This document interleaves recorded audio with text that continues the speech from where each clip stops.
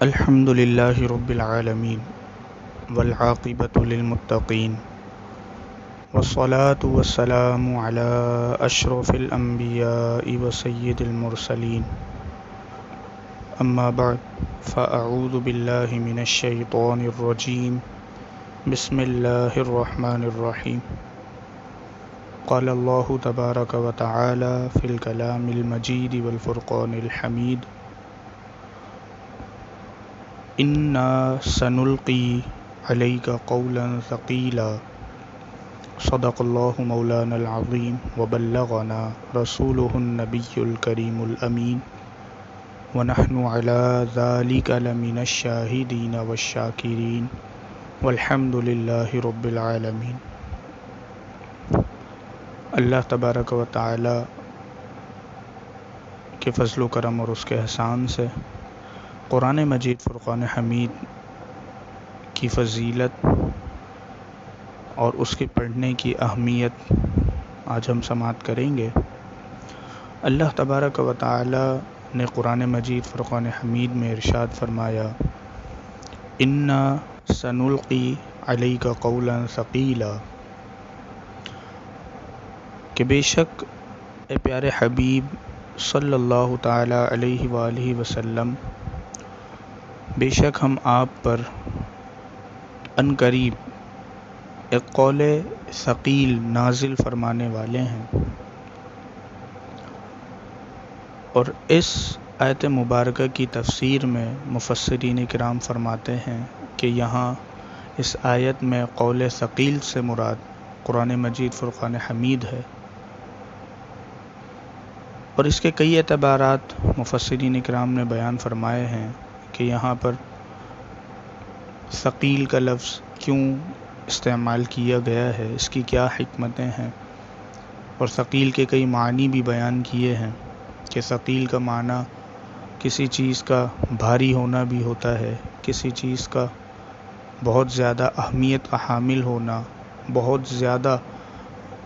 اس کا مقام اور مرتبے والا ہونا، جس کی ویلیو بہت زیادہ ہو، ایسے چیز کو ثقیل کہا جاتا ہے۔ اور یہاں قرآن مجید فرقان حمید کو قول ثقیل کہا گیا ہے، اور اس کے کئی ایک اعتبارات بھی مفسرین کرام نے بیان فرمائے ہیں کہ کس اعتبار سے یہاں قرآن مجید کو قول ثقیل کہا گیا ہے۔ اعتبارات سے مراد یہ ہے کہ آیا قرآن مجید فرقان حمید کو نزول کے اعتبار سے اسے قول ثقیل کہا گیا ہے، یا پھر اسے جمع کیے جانے کے اعتبار سے ثقیل کہا گیا، اسے پڑھے جانے کے اعتبار سے ثقیل کہا گیا ہے، یا پھر اسے حفظ کیے جانے کے اعتبار سے اسے ثقیل کہا گیا ہے، یا پھر اس کی ترجمہ و تفسیر کو سمجھنے پڑھنے کے حوالے سے اسے ثقیل کہا گیا ہے۔ تو یہ تمام ہی اعتبارات مفسرین کرام نے بیان فرمائے ہیں، اور چونکہ اس آیت میں کسی ایک معنی کو، کسی ایک زاویے کو مختص نہیں کیا گیا،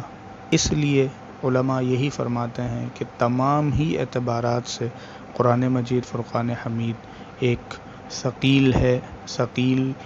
یعنی کہ عظمت والی کتاب ہے، برکت والی کتاب ہے، اور اس کا مقام اور اس کا مرتبہ بہت ہی اعلیٰ اور رفیع ہے۔ نزول کے اعتبار سے ہی اگر ہم دیکھیں تو اس کی اہمیت کا ہمیں اندازہ ہو جاتا ہے کہ جب اللہ تبارک و تعالی نے اس کتاب قرآن مجید فرقان حمید کو نازل فرمانے کا ارادہ فرمایا، تو اسے بڑی بڑی طاقتوں اور پرہیبت طاقتوں کے سامنے اسے پیش کیا،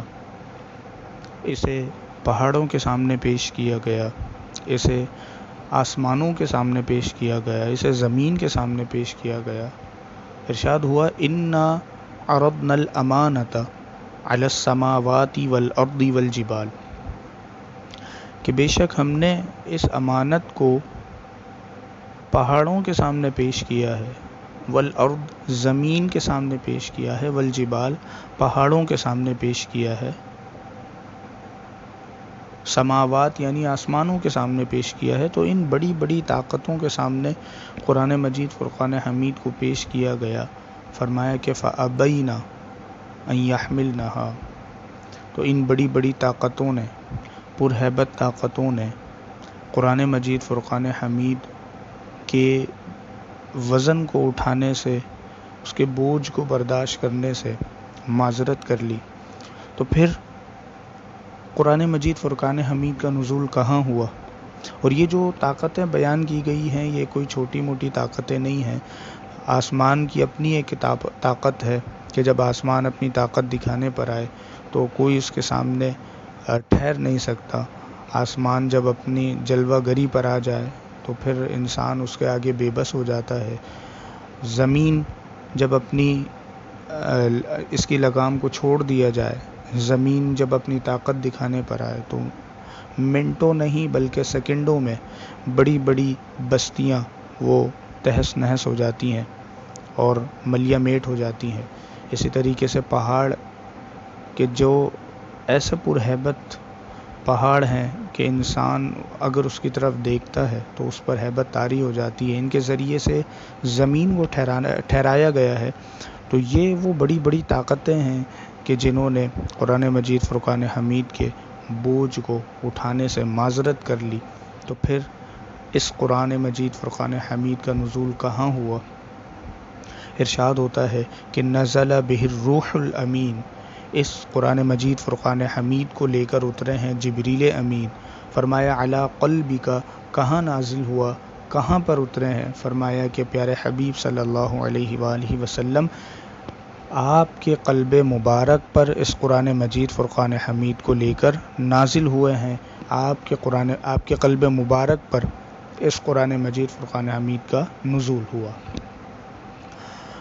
تو قلب مصطفیٰ صلی اللہ تعالی علیہ وآلہ وسلم قرآن مجید فرقان حمید کے نزول کی جگہ بن گیا اور آپ کے قلب اطہر پر قرآن حمید کا نزول ہوا۔ لہٰذا تو معلوم یہ ہوا